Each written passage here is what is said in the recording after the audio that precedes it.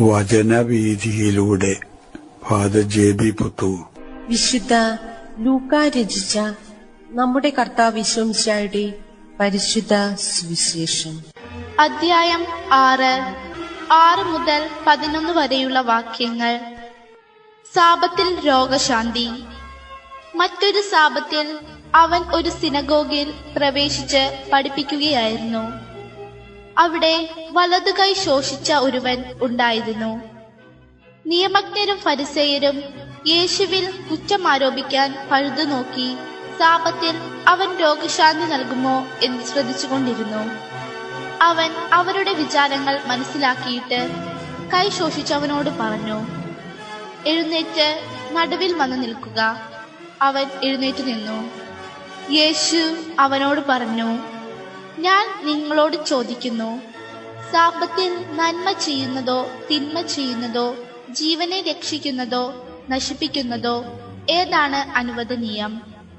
അവിടെ കൂടിയിരിക്കുന്ന എല്ലാവരുടെയും നേരെ നോക്കിക്കൊണ്ട് അവൻ ആ മനുഷ്യനോട് പറഞ്ഞു, കൈ നീട്ടുക. അവൻ കൈ നീട്ടി, അത് സുഖപ്പെട്ടു. അവർ രോഷാകുലരായി യേശുവിനോട് എന്താണ് ചെയ്യേണ്ടതെന്ന് പരസ്പരം ആലോചിച്ചു. അർത്ഥപൂർണമായ വ്യവസ്ഥിതികളാണ് സമൂഹത്തിൽ പുലരേണ്ടത്. യേശുവിന്റെ കാഴ്ചപ്പാട്.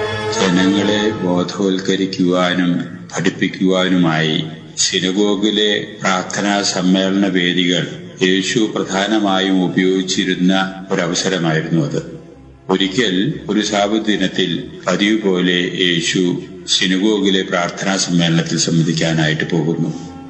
അന്നത്തെ സമ്മേളനത്തിൽ സംബന്ധിച്ചിരുന്ന ആളുകളിൽ വലതു കൈ ശോഷിച്ച ഒരു മനുഷ്യനും ഉണ്ടായിരുന്നു. അയാളുടെ ദയനീയമായ സ്ഥിതി യേശു പ്രത്യേകം ശ്രദ്ധിക്കാനിടവന്നു.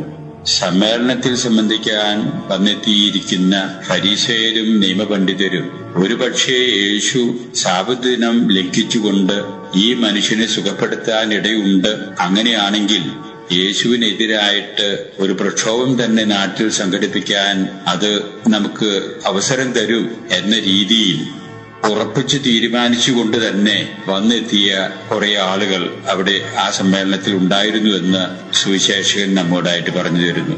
അവരുടെ പ്രേരണ കൊണ്ടും സമ്മതം കൊണ്ടും കൂടെ തന്നെ ഒരുപക്ഷെ ആ കൈ സൂക്ഷിച്ച മനുഷ്യൻ അവിടെ സന്നിഹിതനാകാൻ അന്ന് ഇടവന്ന് കാണാം.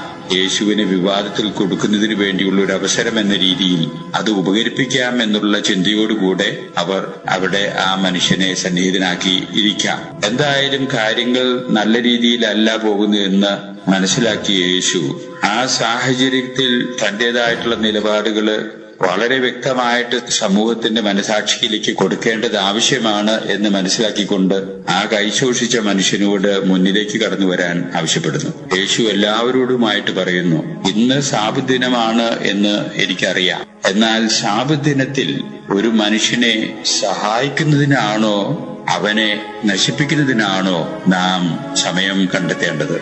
ഒരു മനുഷ്യനെ സ്വതന്ത്രമായി ജീവിക്കാൻ അനുവദിക്കുന്നതിനാണോ അവന്റെ ജീവിതം നാശോന്മുഖമായി തീരുന്നതിനാണോ നമ്മൾ സമയം വിനിയോഗിക്കേണ്ടത്?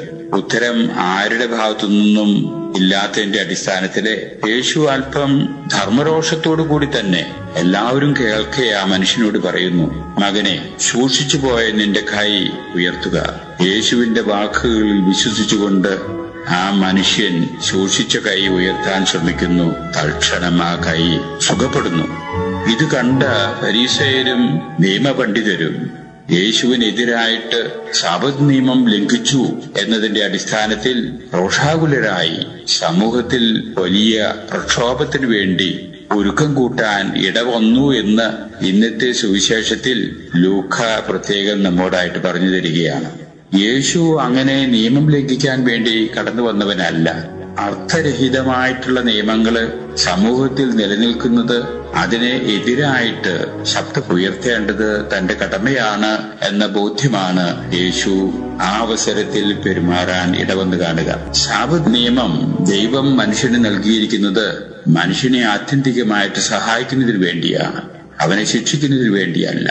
എന്നാൽ ചില നിക്ഷിപ്ത താല്പര്യക്കാരുടെ താല്പര്യങ്ങള് സംരക്ഷിക്കപ്പെടാൻ വേണ്ടി അവർ അതിനെ ദുർവ്യാഖ്യാനം ചെയ്യുന്നത് യേശുവിന് ഒരിക്കലും അംഗീകരിക്കാനാവുന്നതല്ല എന്ന് സമൂഹത്തിന്റെ മനസാക്ഷിയിലേക്ക് കൊണ്ടുവരുന്നതിന് വേണ്ടി കൂടെ യേശു അവിടെ അത്ഭുതകരമായിട്ട് തന്നെ ആ മനുഷ്യന്റെ ശോഷിച്ച കൈയെ സുഖപ്പെടുത്തുന്ന രംഗമാണ് ഇന്ന് നാം സുവിശേഷത്തിൽ കാണുന്നത്.